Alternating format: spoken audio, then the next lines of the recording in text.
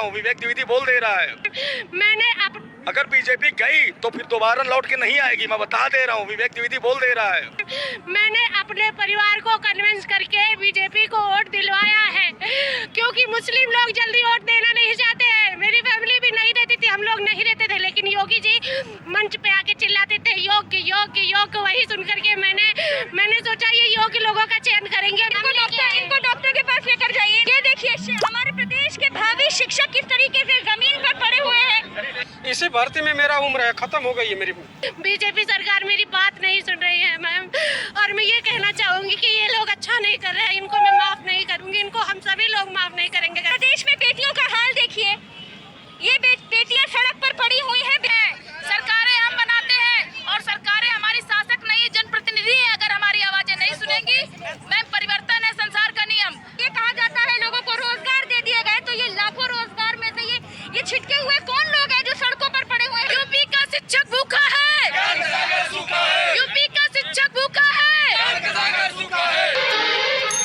Government को मैंने vote दिया है मैम, मैंने अपने परिवार को कन्विंस करके बीजेपी को वोट दिलवाया है, क्योंकि मुस्लिम लोग जल्दी वोट देना नहीं चाहते हैं। मेरी फैमिली भी नहीं देती थी, हम लोग नहीं देते थे, लेकिन योगी जी मंच पे आके चिल्लाते थे योग्य योग्य योग्य। वही सुन करके मैंने सोचा ये योग्य लोगों का चयन करेंगे। मैंने अपनी फैमिली को कन्विंस किया कि नहीं, इनको वोट दो, ये हम लोगों को नौकरी देंगे। लेकिन आज मेरी इतनी बुरी हालत में मुझे वोट करने के बाद भी बीजेपी सरकार मेरी बात नहीं सुन रही है मैम, और मैं ये कहना चाहूंगी कि ये लोग अच्छा नहीं कर रहे हैं, इनको मैं माफ नहीं करूंगी, इनको हम सभी लोग माफ नहीं करेंगे। अगर हम लोग नौकरी सरकार नौकरी देखिए, इनको देखिए, सबा खातून है, इनकी हालत देखिए, इनकी आंखों के आंसू देखिए। 17 दिन से इनकी आंखों से आंसू गिरना बंद नहीं हुए। बेटी की हालत इतनी खराब है, इस बेटी को कोई पानी की एक बोतल पकड़ा दे। ये लोग यहाँ पर इनकी सुरक्षा भी करते हैं, लेकिन न जाने कैसी सुरक्षा है कि कुर्सियों पर बैठे हैं और ये लोग बीमार पड़ रहे हैं, बेहोश हो रहे हैं और किसी की नजर नहीं पड़ रही है। एम्बुलेंस को कोई फोन कीजिए, एम्बुलेंस को फोन कीजिए, एम्बुलेंस को फोन करो। इनकी हालत इतनी खराब है, 17 दिन से बेचारी रो रही है, आंसू नहीं रुक रहे, और पीछे पुलिस वाले सब आराम से बैठे हैं। इनके अंदर इंसानियत भी नहीं है, इंसानियत भी नहीं है। हमारे प्रदेश में बेटियों का हाल देखिए, ये बेटियां सड़क पर पड़ी हुई हैं, बेहोश पड़ी हुई है। 17 दिन से लगातार इनके आंसू हम आपको दिखा रहे थे, आज बेहोश हो चुकी है सबा के बारे में आप सब जानते होंगे। इनके पिता को कैंसर है, माँ की तबीयत खराब रहती है। ये अकेली कमाने वाली थी जो अपने घर से बाहर यहाँ पर सरकार से गुहार लगा रही है, अपनी नौकरी की मांग कर रही है, भीख नहीं मांग रही है। ये विवेक दुबे आइए, क्या हुआ है सबा? मेरी आँख नहीं खुल रही है, क्या हुआ है सबा? मेरी आँख नहीं खुल रही है। हो गए 17 दिन उनको हो चुके, उन्होंने खाना नहीं भी खाया, बहुत परेशान है। विवेक दुबे इधर बैठिए, बताइए आप इतने सारे लोगों को यहाँ पर बैठे हैं, सबा की हालत इतनी खराब है, 17 दिन से इनके आंसू दिखा रहे हैं, कोई सुनने को तैयार नहीं। कोई मैम सुनने को तैयार नहीं है। अगर कुछ भी हुआ तो इसकी जिम्मेदारी सरकार की है, सरकार को अब तक बात मान लेनी चाहिए, कोई ना कोई चीज जारी कर देना चाहिए, हमारे अधिकारी भेजना चाहिए, अपने अधिकारी को भेजते, कम से कम विजय किरण आनंद जी को आके देखना चाहिए एक बार। अगर इनको कुछ हो जाएगा तो जिम्मेदारी किसकी है? गवर्नमेंट की, यूपी गवर्नमेंट की है जिम्मेदारी, सिर्फ योगी आदित्यनाथ जी की जिम्मेदारी होगी ये। बताइए, ये ऐसे करके मैडम सारे बच्चों की स्थिति खत्म हो रही है।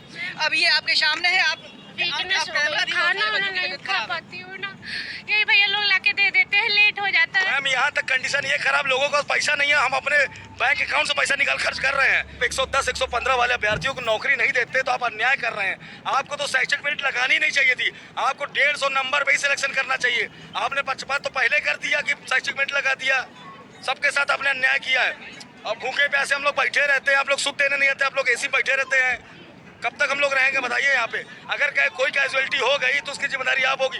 पूरे यूपी तक बदनामी आप ही की जाएगी। कौन वोट देगा इनको, बताइए कौन देगा इनको वोट? देखिए, ये है उत्तर प्रदेश में हाल। बेटी बचाओ बेटी पढ़ाओ की बात कही जाती है, युवाओं की बात कही।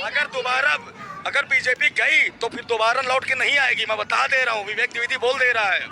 22 के इलेक्शन में ग्रहण जरूर लगेगा, फिर देख लीजिए अगर 22 सीट नहीं जुड़ी तो। नाराजगी लोगों की क्या है, क्योंकि ये लोग वोट सिर्फ और सिर्फ इसी बात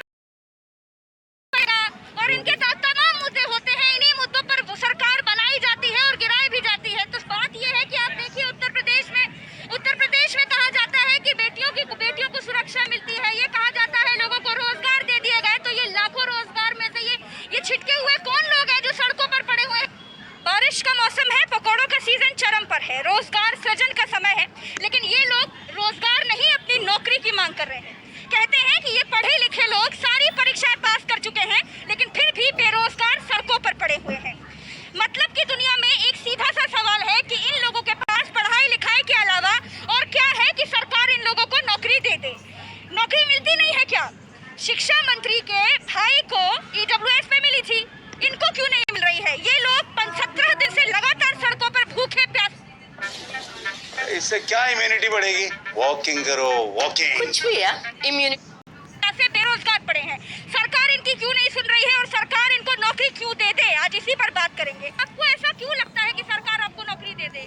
मैम पता नहीं क्यों सरकार जो है ये जान नहीं रही है कि एक चाणक्य ही थे जो घनानंद को हटा के जो है चंद्रगुप्त को राजगद्दी दे दिए थे। एक गुरु वशिष्ठ ही थे जो श्री रामचंद्र जी को महाराक्षस रावण को जो है हरा के लंका से और यहाँ पूरा मतलब विजयी बनाए थे श्री रामचंद्र जी के गुरु। एक वही समाज का गुरु हम लोग हैं, आज हमारी अनदेखी कर रहे हैं। यही इन्हें कहीं न कहीं पछताना पड़ेगा। क्या कहेंगे? 2022 में 2022 में तो ना सरकार का कुछ बिगाड़ सकते हैं ना सरकार का कुछ बना सकते हैं। तो सरकार आपको अगर सरकार बनती है जनता के द्वारा, बनाते हैं, सरकारें हम बनाते हैं और सरकारें हमारी शासक नहीं जनप्रतिनिधि है। अगर हमारी आवाजें नहीं सुनेंगी, मैम परिवर्तन है संसार का नियम। मैम सपा आई, बसपा आई, बीजेपी आई, ऐसे ही हम लोग फिल्टर करते रहेंगे। जो काम नहीं करेगा उसको हटाते रहेंगे और ज्यादा परेशान होंगे तो फिर नोटा दबाएंगे मैम, नोटा। और चुनाव आयोग को भी क्या कर लेंगे? अगर सरकार नौकरी नहीं देगी तो आप लोग क्या कर लेंगे? आप लोग तो पहले से बेरोजगार हैं, तो सरकार का क्या बिगाड़ देखिए, लेंगे? कोई भी सरकार अगर सत्ता में लाते हैं युवा शिक्षित, तो उसका मेन पर्पज होता है सिर्फ और सिर्फ रोजगार। अगर सरकार रोजगार नहीं दे सकती तो सीधी सी बात है, उसे सत्ता में रहने का कोई अधिकार नहीं है। आप लोगों के पास एक नंबर और एक वोट के अलावा और क्या है? मैम, हम पूरे प्रदेश में जा जाके चुनाव में इनके खिलाफ प्रचार करेंगे और बताएंगे कि सरकार ने सारे सबको झूठे आश्वासन दिए हैं, किसी का कोई काम नहीं किया है। और हम लोग आश्वासन कहा, सरकार ने तो लाखों रोजगार देने का वादा किया। वादा बहुत किया, किसी को कुछ नहीं दिया है। तो हम लोग पढ़े लिखे हैं, हम लोग जनता को इतना सब कुछ बताने में सक्षम है। अगर हमारे साथ अन्याय हुआ तो हम पूरे प्रदेश में जाके कोई कसर नहीं छोड़ेंगे। जिससे हमारा अगर नुकसान हो रहा तो इनका नुकसान हम इससे 100 गुना ज्यादा करेंगे। मैम, यूपी का शिक्षक भूखा है, यूपी का शिक्षक भूखा है, योग्यता हुई लाचार।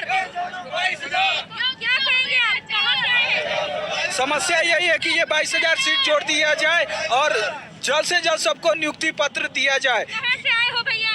हम बलिया जिला से आए हैं और बलिया जिला से आए। हाँ 26 दिनों से यहाँ पे क्या हो गया? चक्कर आ गया। ये 17 दिन से ये लोग भूखे प्यासे पड़े हुए हैं। उनकी कल रात से तबीयत खराब है, कल रात से तबीयत खराब, मेरे साथ रहती है, इनकी कल रात से ही तबीयत खराब है। इनको डॉक्टर के पास लेकर जाइए, इनको डॉक्टर के पास लेकर जाइए। मैम, अगर ये सीट 22,000 की सीट अगर ये 69,000 करीब फॉरवर्ड कर दिए होते, आज न इनसे योग्य अभ्यर्थी मांग करते, न तो इनसे सीट की मांग होती, न कोई दिक्कत होती। देखिए, सरकार को देखना चाहिए कि किस तरीके से ये देखिए हमारे प्रदेश के भावी शिक्षक किस तरीके से जमीन पर पड़े हुए हैं। देखिए किस तरह से सड़कों पर पड़े हुए हैं। इन लोगों की अगर इनको कुछ हो जाए तो कौन जिम्मेदार है इनका? मैम, अब कोविड में हम लोग धरना दे रहे हैं कि मजबूर हैं 110 115 नंबर ले आकर के, लेकिन सरकार हम लोग को चाहिए इनको सबसे पहले इनको हॉस्पिटल पहुंचाइए। ठीक है, थोड़ी जगह दीजिए, जगह बनाइए। देखिए ये मुसीबतें झेलनी पड़ रही हैं इन लोगों को, और इनको देखिए, ये तो अपनी उम्र की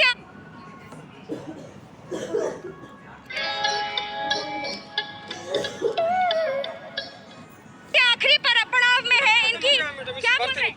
इसी भर्ती में मेरा उम्र है, खत्म हो गई है मेरी 46 साल उम्र हो गई है मेरी। हाँ, इसी भर्ती में 3 साल से लटका है। आप बताइए, अगर नौकरी ये लोग दे देते, मैं अगर ये नहीं देंगे तो मैं ये चैलेंज देता हूँ मीडिया के सामने, मैं इसी जगह SCRT पे आत्मदाह करके जाऊंगा, आग लगाऊंगा। मैं नहीं, ऐसे मत बोलिए, हिम्मत रखिए। मैं क्या करूँगा? मैं अपनी बेटियों की शादी नहीं कर पाऊँ, पढ़ाई लिखाई नहीं कर पाऊँ, इसी वो ये तो मेरी पूरी जिंदगी यही भर्ती ले ली। हाँ, अब तो मेरा कोई ऑप्शन नहीं है मैडम। यही एक ऑप्शन बचा है। हम लोग 96 में हाई स्कूल, 98 में इंटरमीडिएट, उसमें कल्याण जी का शासन था और हम लोगों को 50% मार्क्स जब आ जाते तो गांव में नाम होता था कि फला का लड़का 50% मार्क है, गुड सेकंड आए हैं। आज हमारा एकेडमिक कम है और हम लोग सुपर टेट में 100 से ज्यादा नंबर लाए हैं। ये बताइए सरकार आपको नौकरी क्या दे? आपके पास नंबर और एक वोट के अलावा और क्या है? सरकार की नौकरी दे आपको?